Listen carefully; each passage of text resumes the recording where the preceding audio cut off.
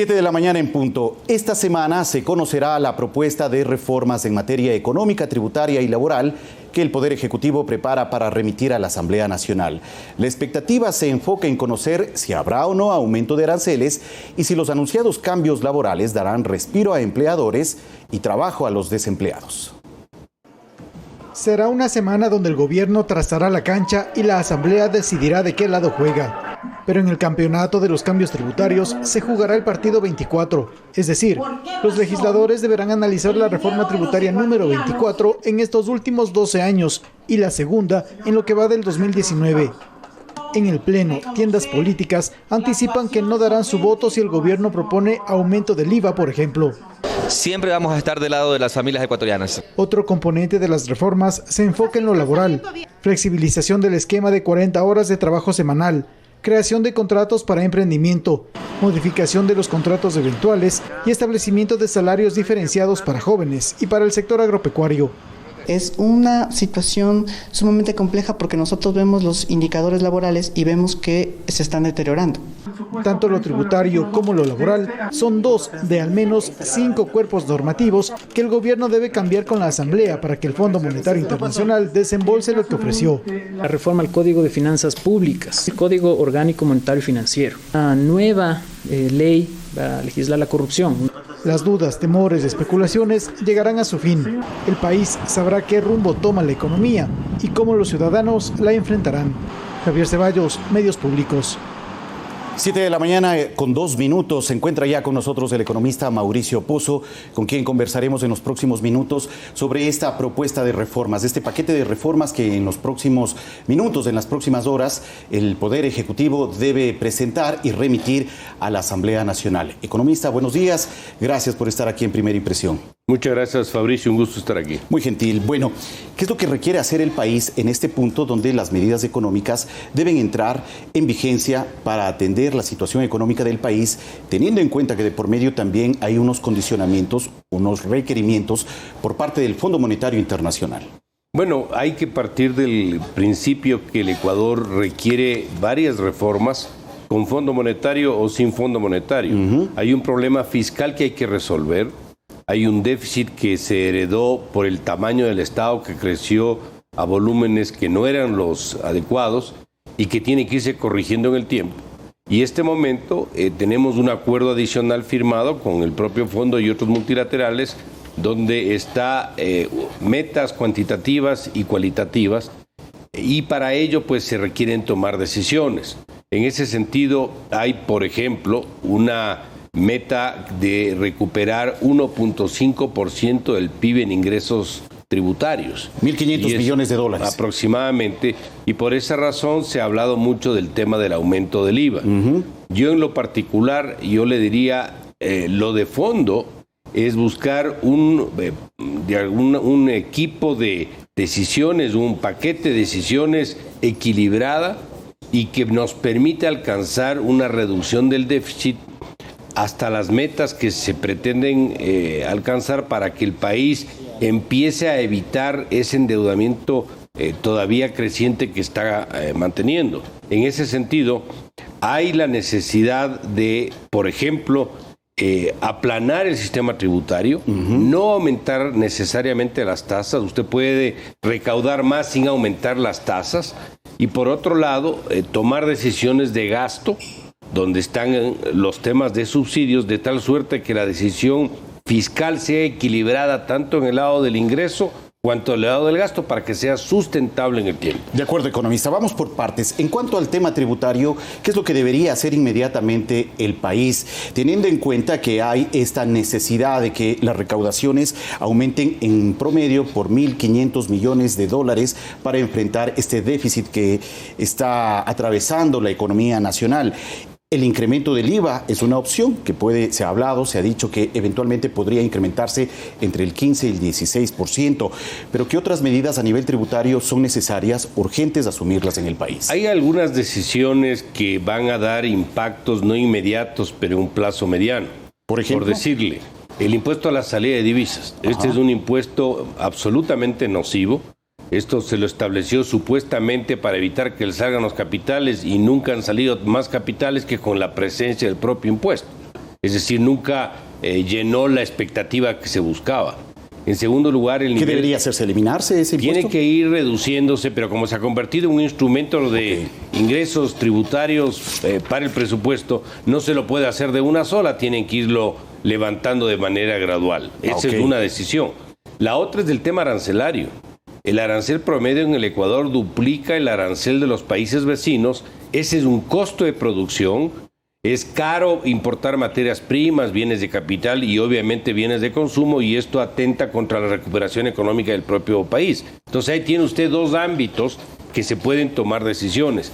En el caso del IVA yo tengo mis preocupaciones. ¿Por qué? Porque el punto de partida es un tema básico cuando usted toma una decisión económica. Este momento el Ecuador está en un proceso de estancamiento, es decir, el país no está creciendo, las empresas no venden más, la recuperación de empleo no está llegando.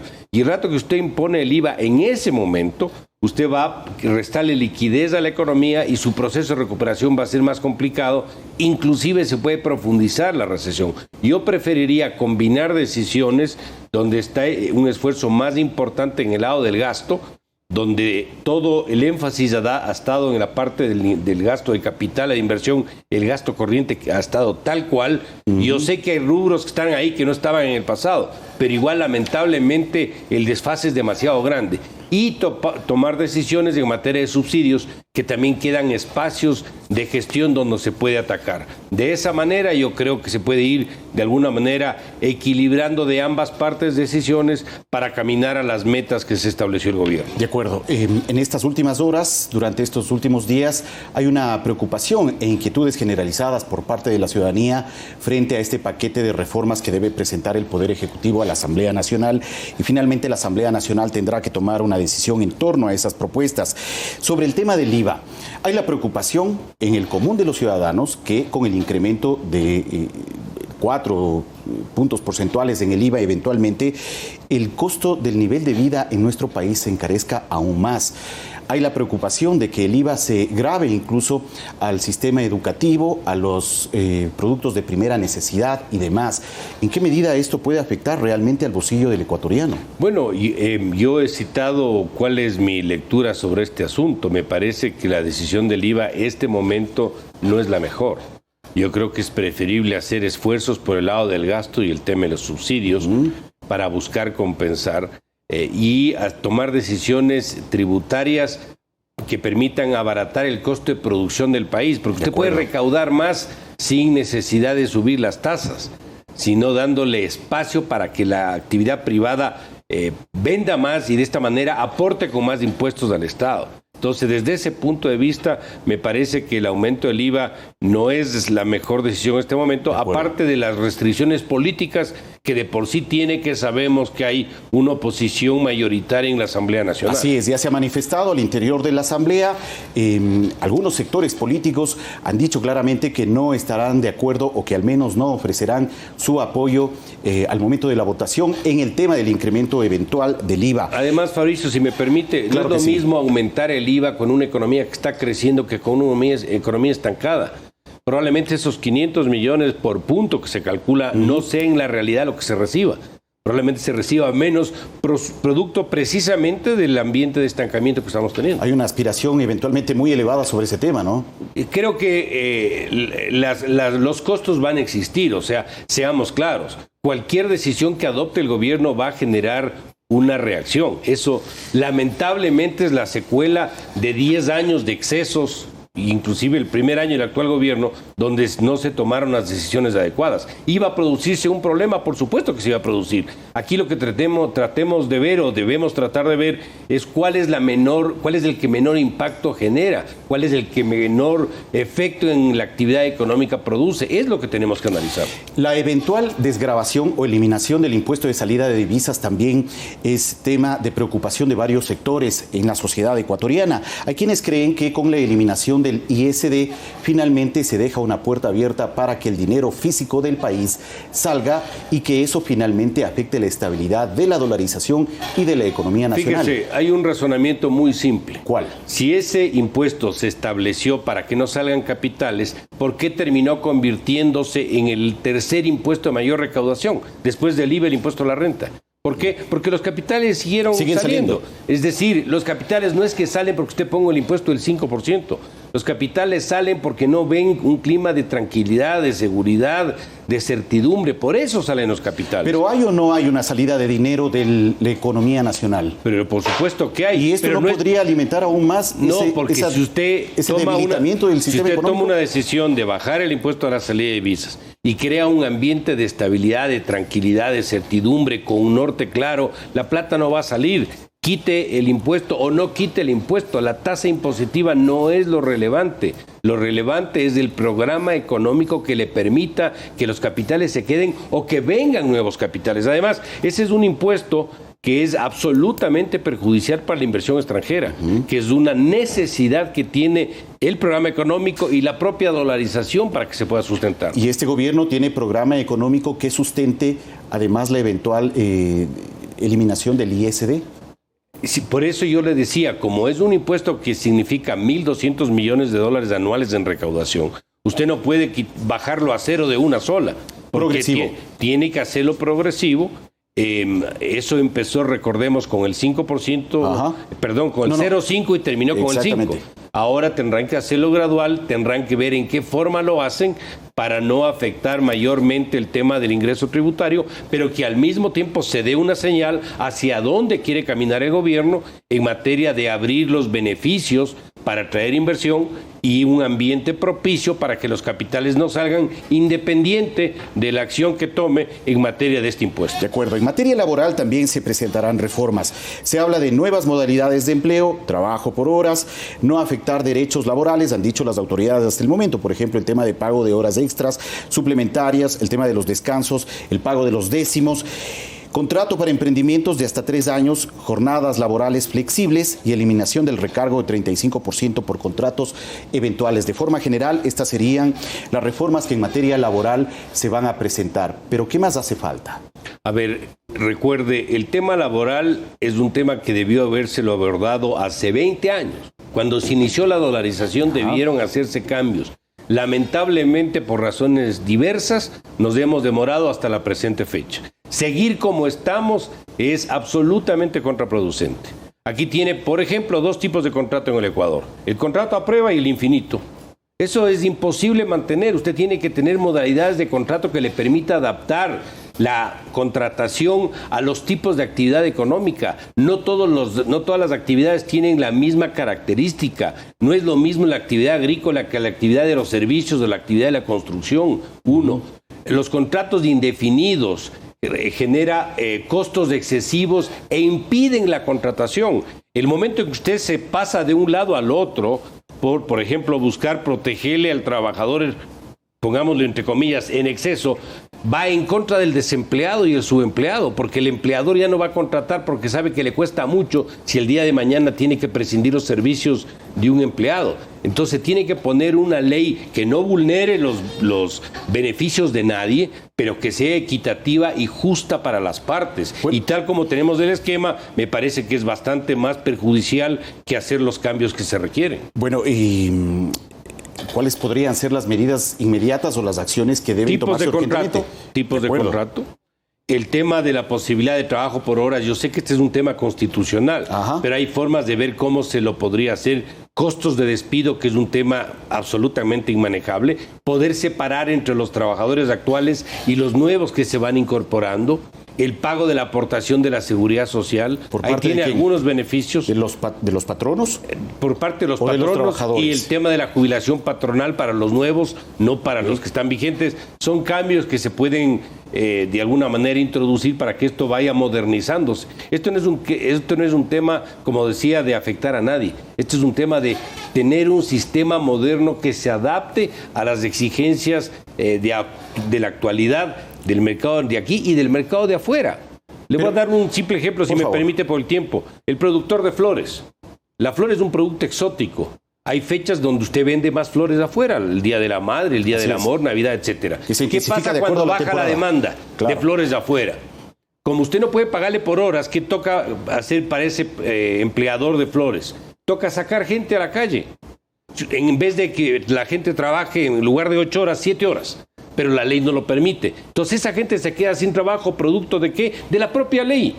Si usted tuviera una ley donde usted le puede bajar 1 hora de trabajo, pero la persona tiene empleo, entre trabajar 7 horas y trabajar 0 es la diferencia entre comer y no comer. Entonces eso es un tema, y así puedo citar N ejemplos. Este es un tema que debe tomarse en consideración para una reforma que le dé mucha más viabilidad a la capacidad de contratación y al empleo, que es el principal problema que tenemos. Estas reformas que eventualmente se asumirían en materia laboral no podrían implicar una precarización del trabajo en el país, de un retroceso de los derechos de los trabajadores. ¿Podría implicar ello? No. Usted no tiene por qué vulnerar el empleo a nadie. Lo que no puede hacer es mantener un esquema caduco y obsoleto que impide la contratación. Nosotros estamos preocupados de los que están trabajando. Estamos preocupados, por ejemplo, en el sector público de los que pueden perder el empleo. ¿Y por qué no nos preocupamos de los 5 millones de ecuatorianos que están desempleados o subempleados?